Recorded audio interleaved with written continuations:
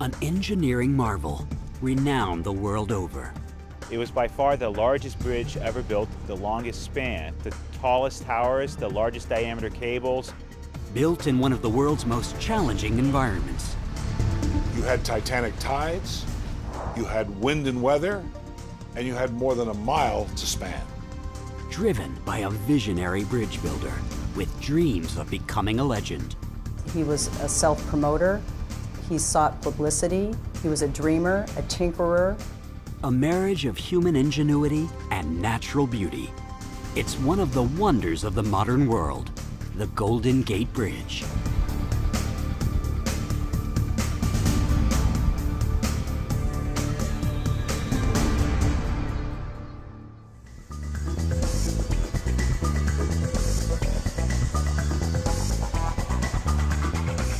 The Golden Gate Bridge, one of history's greatest engineering achievements that pioneers numerous innovations in construction technology.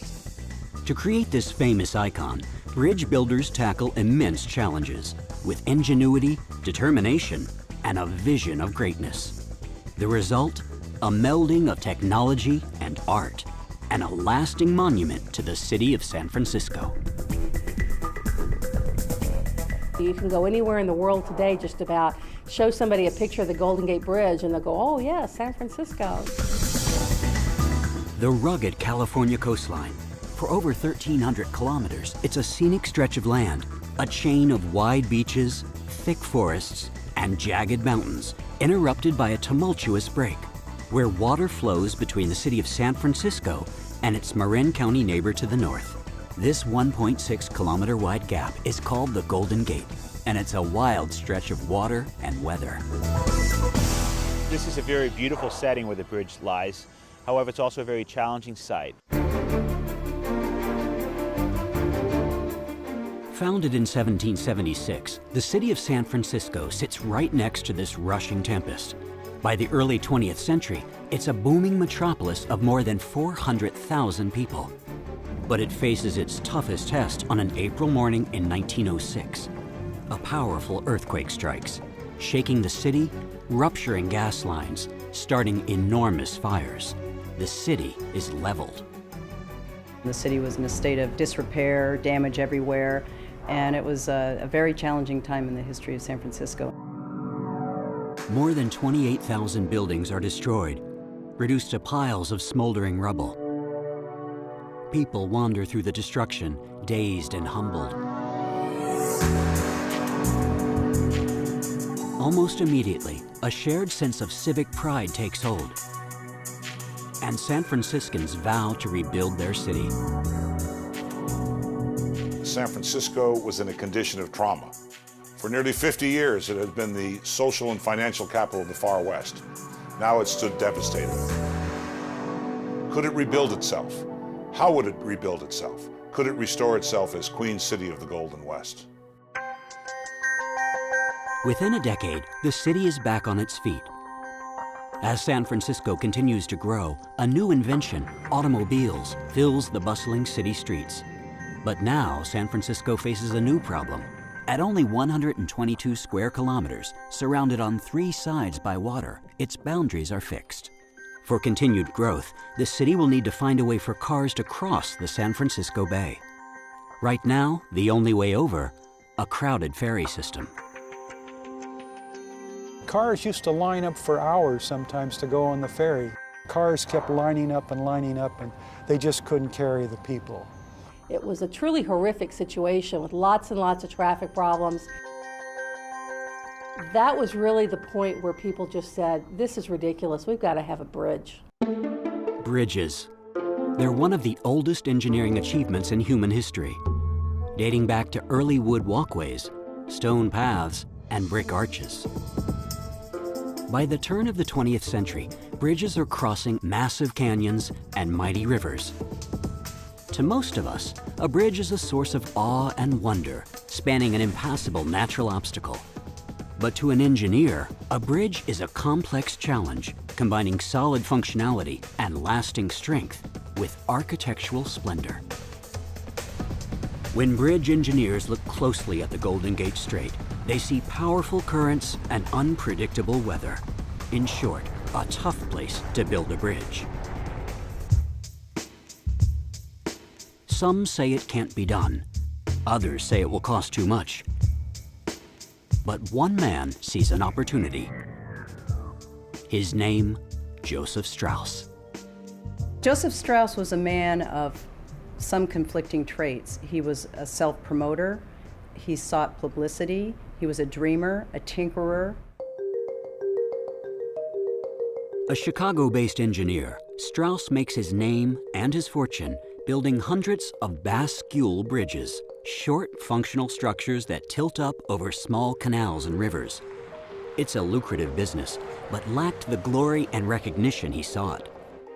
Yet Joseph Strauss, despite his 1.6-meter height, has big dreams and a big ego to match. His goal, to build something legendary. Joseph Strauss was the child of aspiring artists. He himself was a dreamer, a visionary. When the Golden Gate project came before him, he knew this would set him apart. This would establish his reputation for all time to come.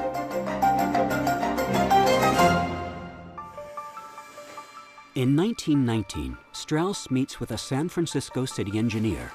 They discuss the Golden Gate Bridge project and its challenges. It will be the longest suspension span ever built, over an incredibly deep natural channel filled with powerful currents. In addition, there's the challenge of cost, which some think will reach $250 million, and Strauss's lack of experience building long bridges. The first challenge? At over 1 kilometer in length, the Golden Gate Bridge span will stretch 213 meters beyond the current world record holder, the George Washington Bridge in New York City. No one is sure they'll succeed. Many people felt it was impossible to build the Golden Gate Bridge. It was by far the largest bridge ever built, the longest span. By longest span, I mean the greatest distance between the two main towers of any bridge ever contemplated. Another problem, the Golden Gate's treacherous topography. Over the millennia, as seawaters rise and fall with the ice ages, the fierce current in and out of the Golden Gate carves one of the deepest natural channels in the world, making it a tough spot for a bridge foundation. The Golden Gate is a deeply incised channel. It's about 370 feet deep. It's scoured continually by extremely powerful tidal currents. But the Golden Gate isn't just deep, it's fast. Here at the entrance to one of the world's great harbors, millions of liters of fresh water from the Sierra Nevada mountains meets millions of liters of seawater from the Pacific Ocean. The result, 7 trillion liters of water flowing through per day, twice in either direction with the changing tides, at speeds nearing 15 kilometers per hour. The bridge will have to withstand this rushing, raging whitewater inferno. The average flow through the Golden Gate is about 23 million gallons per second, and that's about twice that of the Mississippi River system. In June 1921, Joseph Strauss meets with city officials to present his design, and he makes a bold claim. He'll build the bridge for 1/10 of the costs promised by others. When Strauss submitted his initial design, he submitted it with a construction estimate of $25 million, where every other engineer that had submitted an idea prior had a price tag associated with it of $250 million. Officials are pleased with the cost and award Strauss the Golden Gate Bridge contract. But there's one thing they don't like, the initial design. A heavy, complicated structure based on the design of a bascule bridge. It was widely considered to be ugly, on the verge of hideous, and even some engineers questioned whether it was technically feasible. The ugly design proves that Strauss has one more challenge to overcome: his lack of experience building monumental bridges. His solution: if he can't design the Golden Gate Bridge himself, he'll hire a team of designers to help. He hires University of Illinois professor Charles Ellis and Leon Moisseiff, one of the country's top bridge designers. Leon Moisseiff brought to the table new theories on suspension span design that he had developed. And Ellis was the man in the office doing the calculations. He was the mad calculator. This was the dawning of the age of American bridge building, and Strauss had the ability to bring people to the table to work with him that were top of the field at the time. Strauss and his team began work on a new design for the Golden Gate Bridge. In this pre-computer era, the men have only a few engineering tools: pencil, paper, a slide rule, and a hand-cranked adding machine. Faced with the unprecedented challenge of spanning the Golden Gate with a suspension bridge, Charles Ellis sat down with a paper and pencil, and stacks and stacks and stacks of calculations later, he had come up with the solution.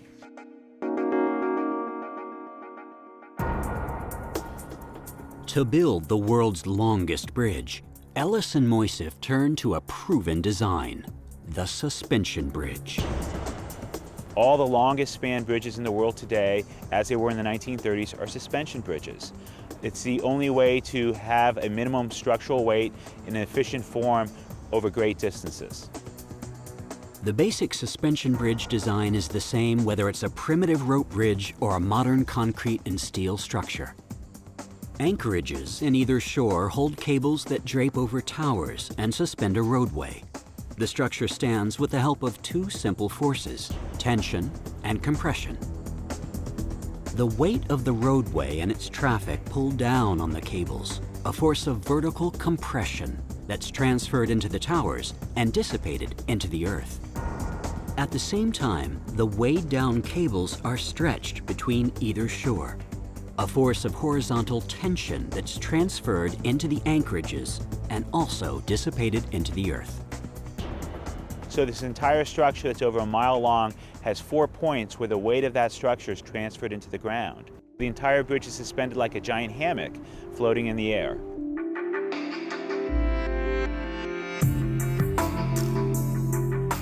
To Joseph Strauss, the Golden Gate Bridge will have to balance strength and functionality with visual aesthetics. He hires Irving Morrow, a little-known San Francisco-based architect who creates detailed charcoal sketches that outline his vision. Art Deco angles, ambient lighting, and vertical panels that catch and reflect light. The result is striking. It's so big, but it is so subtly magnificent. And the structure of it just causes your eye to feel that it is truly a piece of art. We're not going to have a bridge. But then a problem threatens to tear the team apart. While the design work continues, tensions rise between Strauss and his deputy, Charles Ellis. Ellis wants additional time to recalculate the tower design. Strauss becomes increasingly impatient. In 1931, their feud reaches a breaking point, and Strauss fires Ellis. With Ellis gone, Strauss is fully in control of the Golden Gate Bridge design. The chief engineer pushes forward with the planning until finally, on January 5, 1933, nearly 17 years after the process began, the city of San Francisco breaks ground on the Golden Gate Bridge. It's a triumphant moment for Joseph Strauss, but it's a tragic one for the country, mired in a deep economic depression. The depression could ruin the entire bridge project, just as it's getting off the ground. 1 in 4 Americans are unemployed, and desperate men line up by the thousands in search of food, work, and shelter. Many hope to get the chance to work on the Golden Gate Bridge. Literally, these men would line up along the shoreline directly below where all of the construction was taking place, and they would just hang out all day long, cooking beans, waiting for someone to mess up and get fired, or waiting for somebody to slip and fall and get hurt. Charlie Heinbockel was a friend of a bridge foreman. He was lucky to get a job, and it paid good wages. $5.50 a day. 27.5 a week. That's good money. Good money then, wasn't it? In the summer of 1933, 22-year-old Heinbockel joins dozens of men to build the first piece of the bridge, the anchorages. These massive concrete foundations, embedded deep in the rock on either shore, hold the entire structure in place. Workers first excavate more than 92,000 cubic meters of dirt. Then they pour concrete for the anchorage. With help from a new technology, concrete mixing trucks. On the worksite, workers spread the heavy drying concrete by hand and foot. Workers lay the concrete and smooth it into a level plane. This part has to be perfect, or the bridge will stand crooked. And Strauss's team uses an additional innovation to combat the corrosive weather conditions at the site. They use high silica content concrete, which was the first time ever, which has a profound impact on protecting the concrete from saltwater attack. The next challenge for the bridge builders, the piers, concrete foundations for the soaring towers. Like the anchorages, the piers are massive, yet built to precision. Any miscalculation will render the towers off balance and make the bridge unstable. The 43,000 metric ton North Pier is relatively easy, built on a simple bedrock platform 6 meters underwater. With the Marin Pier completed in just 5 months, work on the North Tower begins. But on the south side, Strauss and his builders face an engineering problem quite unlike anything they've ever seen. The South Tower caused probably the most delays in construction of the bridge of any aspect of it. To reach the site, more than 300 meters out in the strong currents, workers build a steel trestle. Almost immediately, disaster. A fog-blind ship rams right into the trestle, wrecking it. Then, it's destroyed in a storm. Strauss orders it rebuilt 5 feet higher and strengthened with steel cables, but it's a discouraging beginning.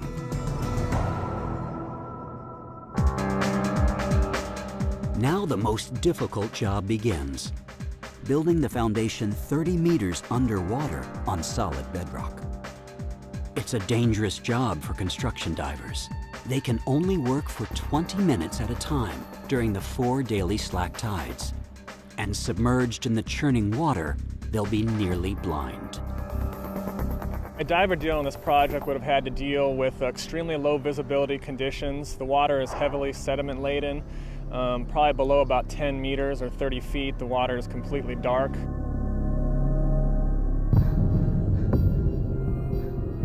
To protect his divers, Strauss and his team create an innovative solution, a massive, watertight concrete fender to act as a buffer against the Golden Gate's strong currents.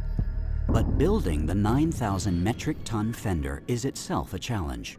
30 meters down, divers in bulky diving suits use blast tubes to direct black powder bombs, blasting the bedrock flat. A giant bucket then clears the tons of rubble. It's the first time that large-scale underwater blasting has been used to build a bridge support. It's dangerous work, but it's the only way to make a flat foundation.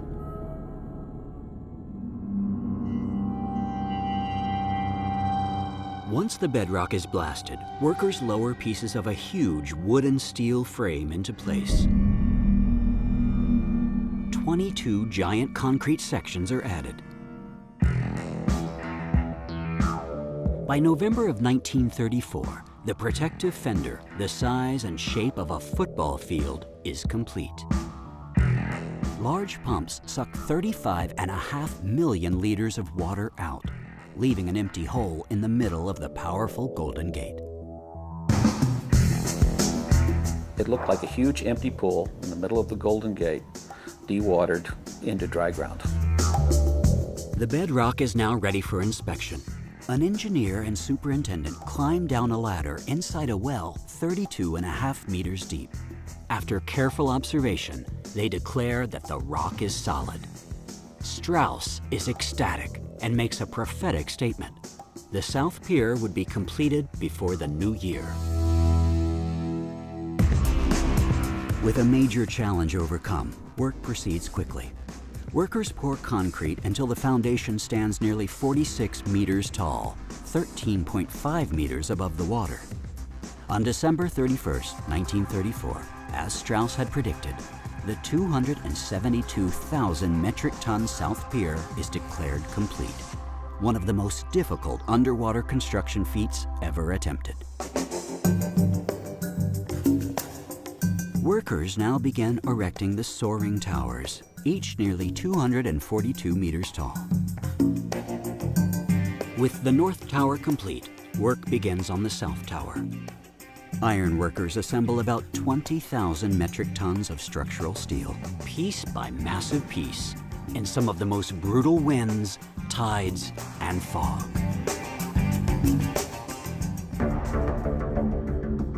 In the early 20th century, most suspension bridge towers are made of stone or steel, making them rigid and heavy. But Golden Gate Bridge designers have to build towers that are light and flexible enough to handle high winds or powerful earthquakes, yet strong enough to hold 151 million kilograms of weight.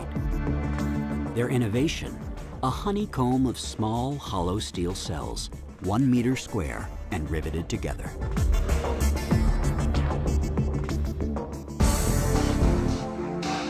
As the towers grow taller, the work becomes more precarious, especially for the rivet gangs. These teams of 4 men have to place 600,000 rivets in each tower. The rivet heater keeps a fire going at all times, heating rivets to white hot and passing them to each man who needs one through a tube. So the task in installing a rivet is to get it into the hole red hot, to pound it in so that the essentially molten metal takes the shape of the hole, and then form the other side so that the rivet won't pop out. So the rivet has to be red hot. There's also danger inside the towers, where men work under extremely hazardous conditions. The tiny hollow steel cells form a vertical maze. The men crawl inside to rivet sections together.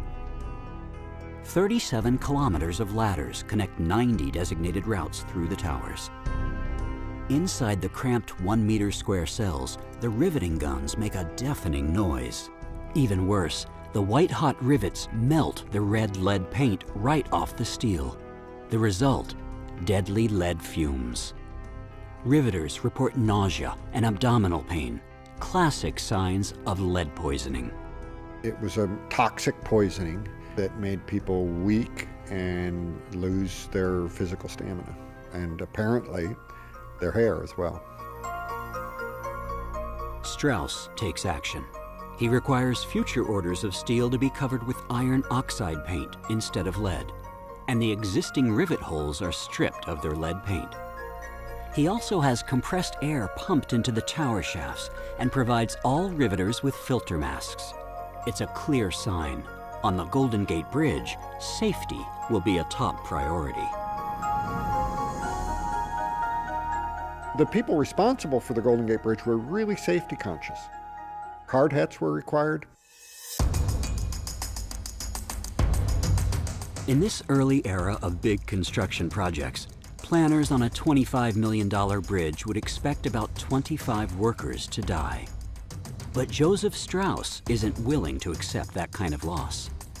In addition to the innovative steel and leather hard hats, he provides safety goggles with tinted lenses. And perhaps most important, safety lines. Anyone caught stunting on the job is immediately fired. Despite Strauss's focus on safety, conditions remain dangerous. On the steel tower surface and catwalks, where men swarm like spiders, wind gusts can reach up to 96.5 kilometers per hour. Bridge workers like Charlie Heinbockel needed nerves of steel. Some people cannot stand height, period. But I was fortunate enough I could. I did a lot of things up there which I didn't think I could ever do. But perhaps worse than the wind is the fog. It's the essence of San Francisco. A thick, cold, wet fog that rushes through the Golden Gate Bridge almost daily.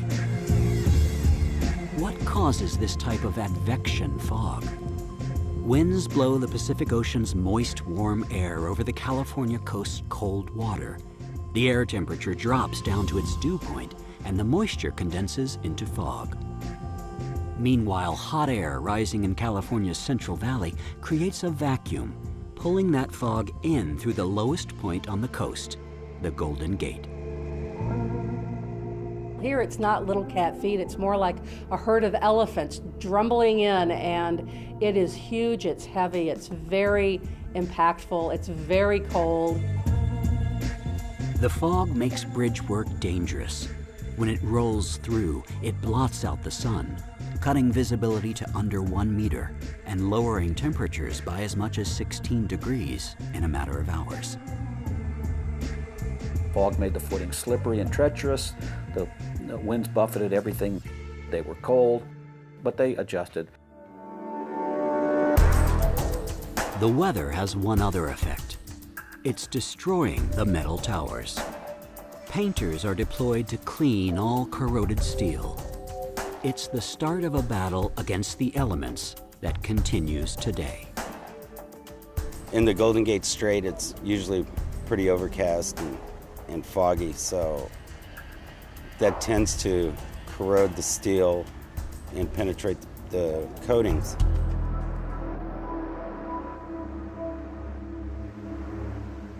Yet the battle against rust has an unexpected effect on the people of San Francisco. As the bridge is being built, painters use an orange-red primer as a temporary coating to protect the steel from corrosion. The paint that's on the bridge is really based on the undercoating that sat on the steel of the bridge for many years, and people had a chance to look at it, and they just grew to love that kind of reddish-orange tone. Architect Irving Morrow is credited for selecting the bridge's unique color. In 1934, Morrow writes a letter to Joseph Strauss. Instead of the standard silver or gray, Morrow states that an earth tone will link the bridge to its surroundings, and the orange-red primer is the perfect choice.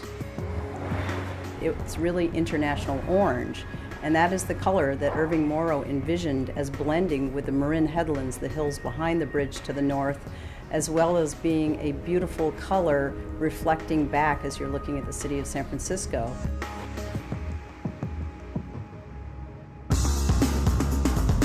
Summer 1935. The construction team finishes both towers, driving the last of 600,000 rivets into each.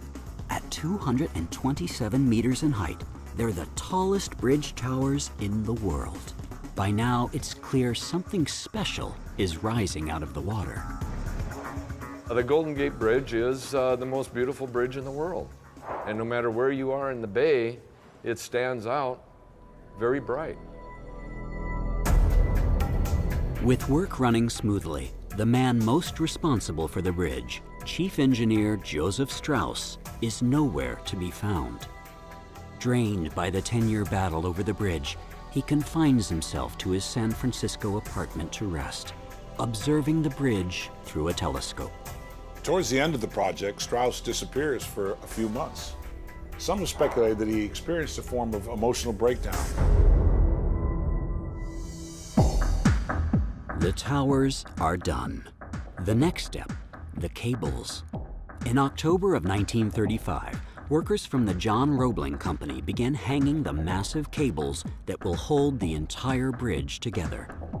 The two Golden Gate Bridge cables will be the largest and strongest ever made. Each will be 2,332 meters long and almost 1 meter in diameter, composed of more than 25,000 separate wires. Each wire is about the thickness of a pencil, yet too strong for a man to bend in half. Altogether, engineers plan to string more than 28,000 kilometers of wire, long enough to circle the Earth 3 times at the equator. And each cable will weigh the same amount as one of the bridge towers, about 20,000 metric tons apiece. The main cables, the ones on either side of the roadway, are huge. They have to be because they are bearing the weight of the suspender ropes that hang down to support the entire roadway. Because the cables are too big to pre-assemble, all the bridge stringing will happen on the towers. Workers send wire spinning wheels back and forth across the span, laying 2 wires at a time. At first, it's slow going, but Roebling agrees to a demanding schedule.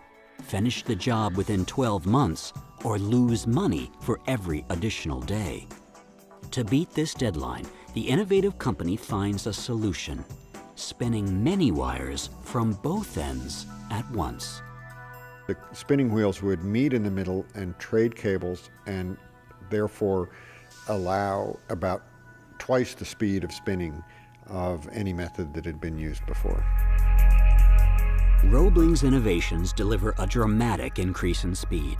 Before long, workers are unrolling 1,600 kilometers of wire in an 8-hour shift. Roebling finishes the job by May of 1936, months ahead of schedule.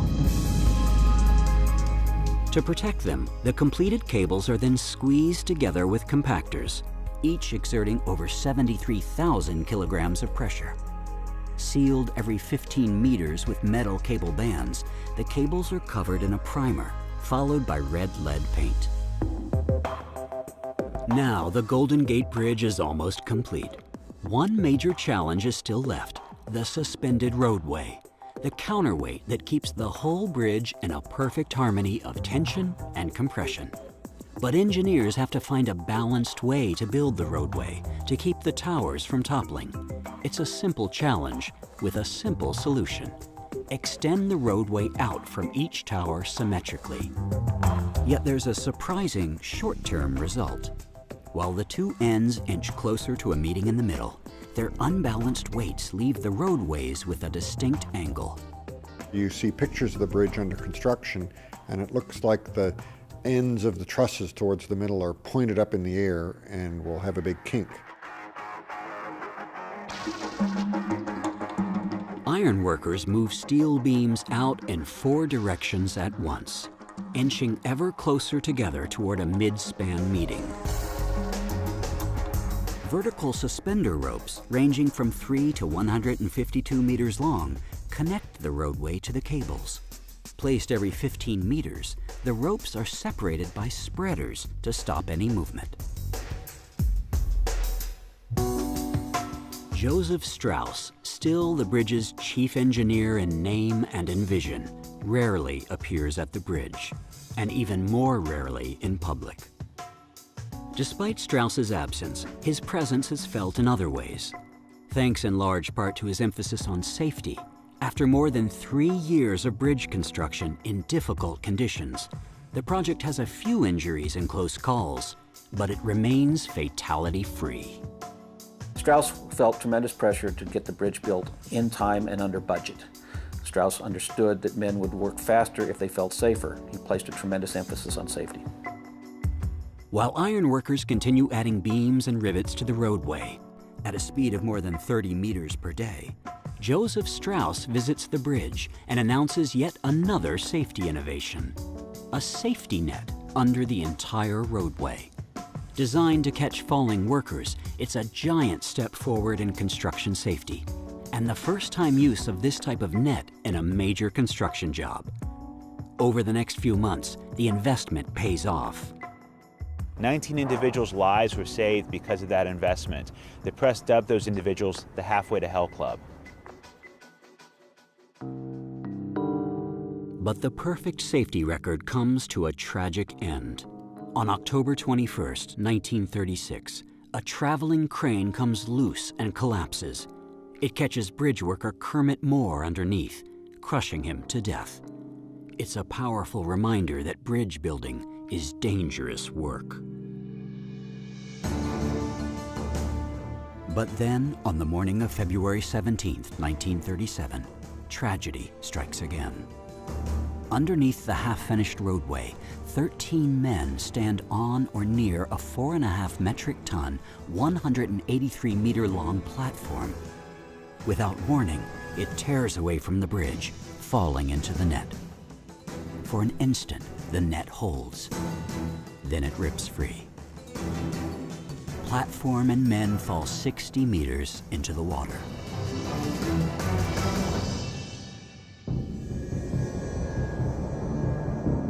The safety net was designed to hold a human body, maybe 10 human bodies, but not 10 human bodies plus a multi-ton rigging platform.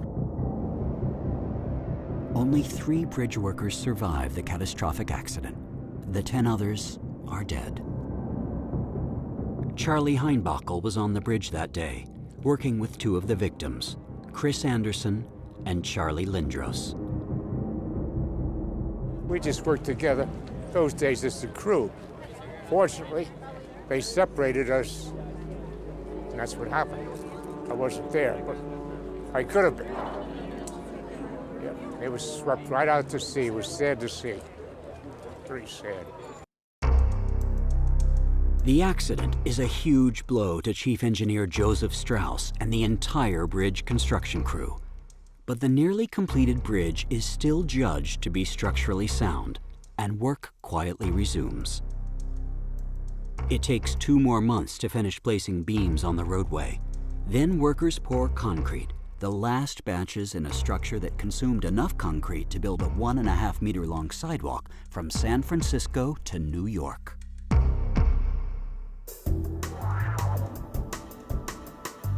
As workers complete the roadway, the bridge design reveals one more innovation.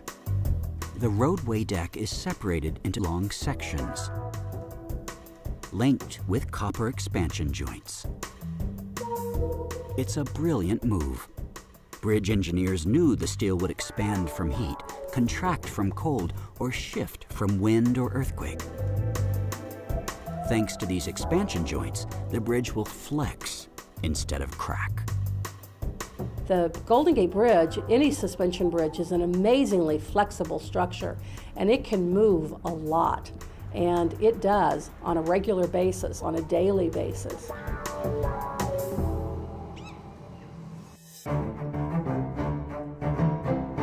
As the completion date nears, workers put the finishing touches on the majestic bridge. Sidewalks, railings, lights, the approach roads, and the toll booth. The Golden Gate Bridge, under construction for more than 4 years, is about to awaken to the city of San Francisco and to the world. When the structure first emerges out of the water, that's the first milestone.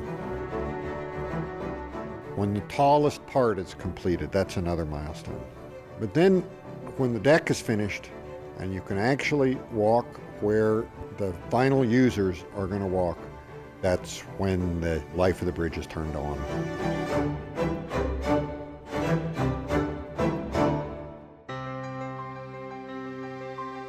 As for ailing Chief Engineer Joseph Strauss, he's preparing for his moment of glory. On April 28, 1937, local civic figures gather on the span to place a symbolic last rivet, made of gold. But the gesture backfires. As bystanders watch, a riveter hammers the soft metal. It breaks and falls into the water below. It's quickly replaced by a steel rivet, the last of more than 600,000 rivets in each tower on the Golden Gate Bridge. Opening day, May 27, 1937. With vehicles kept at bay for one more day, 200,000 people gather to celebrate their new bridge. Many attempt to be the first to cross in a unique way, running, walking backwards, walking on stilts, tap dancing, even riding unicycles. And I went walking out on the bridge with my parents and my sister, and we all wore cowboy outfits. You had to have a cowboy outfit. That's my best recollection of opening day. A lot of people, a lot of noise. For San Francisco, the day offers great cause for joy. The Golden Gate Bridge, together with the newly opened Oakland Bay Bridge, provide a way over the barriers that restricted expansion for so long. The Golden Gate Bridge connects San Francisco to its hinterlands. Thanks to this bridge, San Francisco remains at the epicenter of what would soon be the fourth largest metropolitan region in the nation.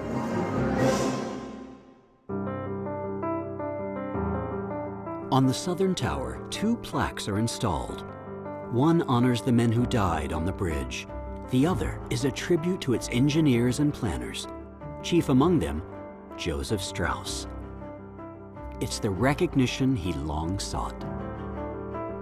In the end, he can claim to have directed the building of the world's longest suspension bridge over one of the world's most challenging natural obstacles, a bridge that was finished on time and under budget.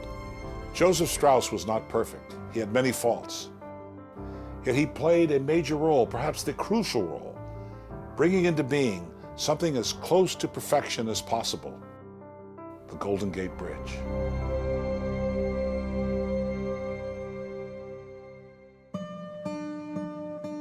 Within a year of the Golden Gate Bridge opening, 68-year-old Joseph Strauss, its champion and chief engineer, suffers a heart attack and dies. With the Golden Gate Bridge complete in all its permanence, what was there left for Strauss to do? He was exhausted. Very shortly, he passes from the scene.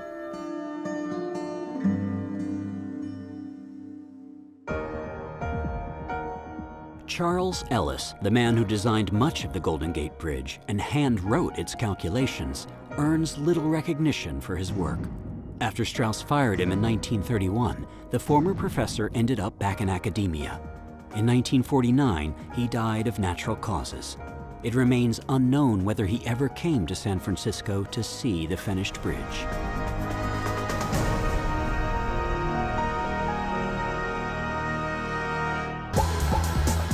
For Chief Engineer Joseph Strauss and his team, the Golden Gate Bridge was their greatest triumph. But will the bridge be strong enough to last against the ravages of time and nature?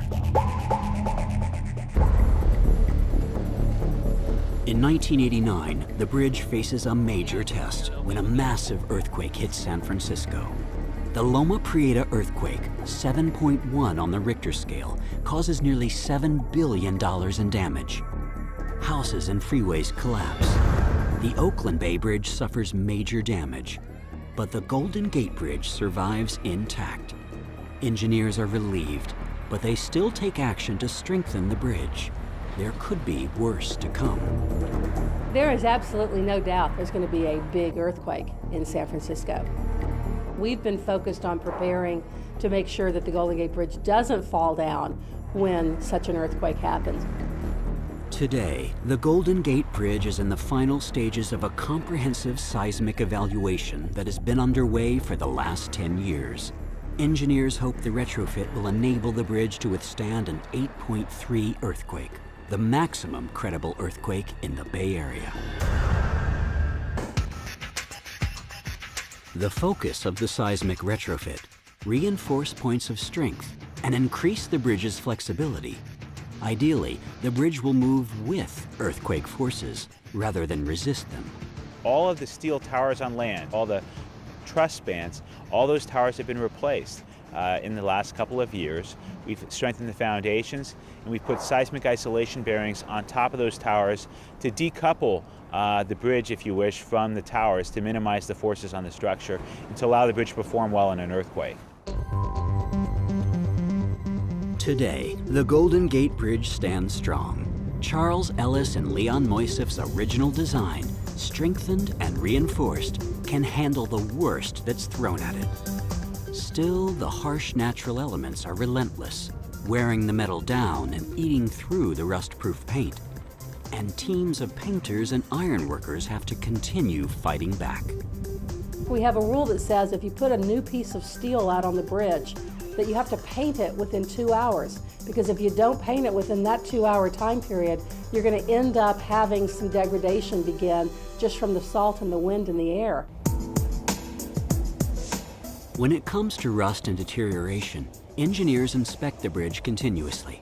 If there's a little rust, the part will be cleaned in place and covered with a protective coating. But if it's been destroyed by the elements, the part is removed and sent for repair. This is the boneyard. the bridge's very own junkyard, hidden near the base of the bridge, where workers bring corroded steel back to life. Bob Aganowski, a boneyard painter, is fixing these lacing bars. Here's one that came off the bridge. That's what rust does to the steel. It penetrates the steel, corrodes it, and eventually falls off the metal.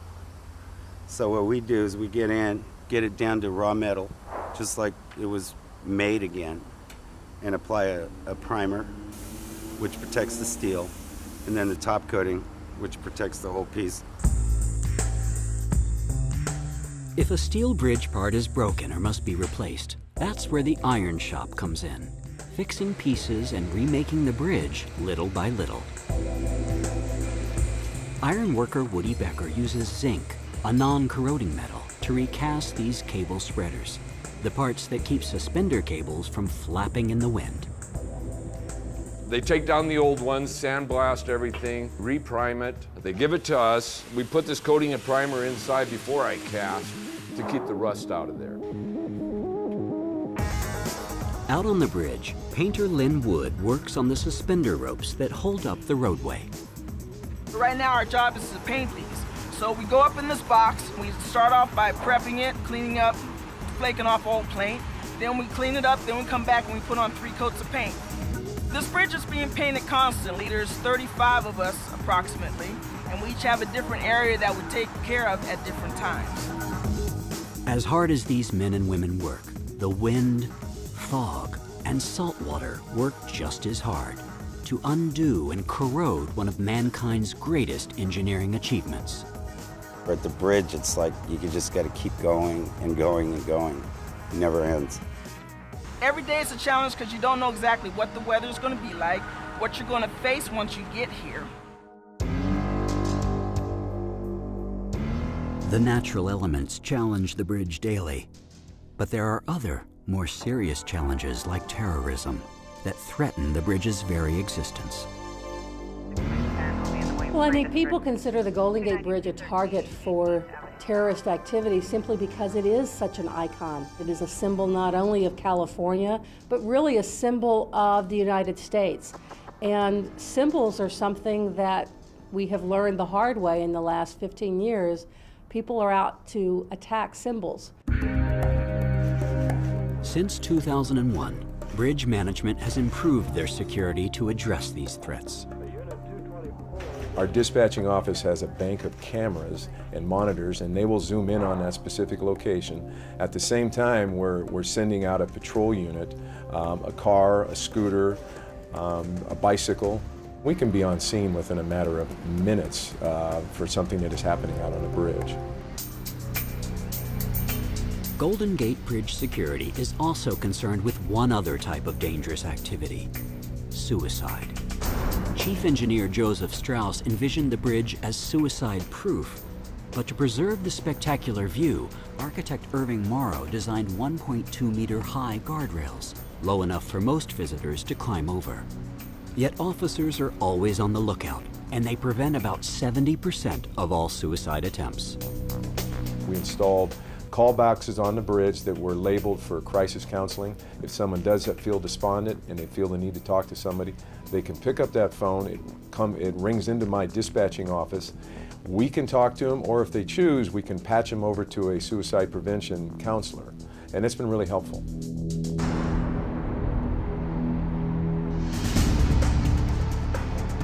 More than 70 years ago, the Golden Gate Bridge seemed like an impossible dream.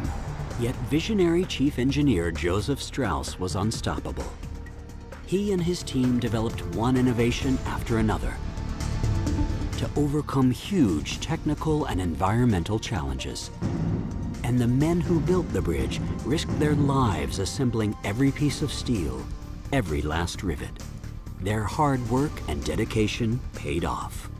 Today, the Golden Gate Bridge is an icon of engineering achievement, known and admired around the world. The Golden Gate Bridge is a triumph of engineering and a triumph of art. As engineering, it achieves the near impossible. As art, it provides us with one of the enduring icons of the 20th century, one of the most powerful symbols of our shared identity.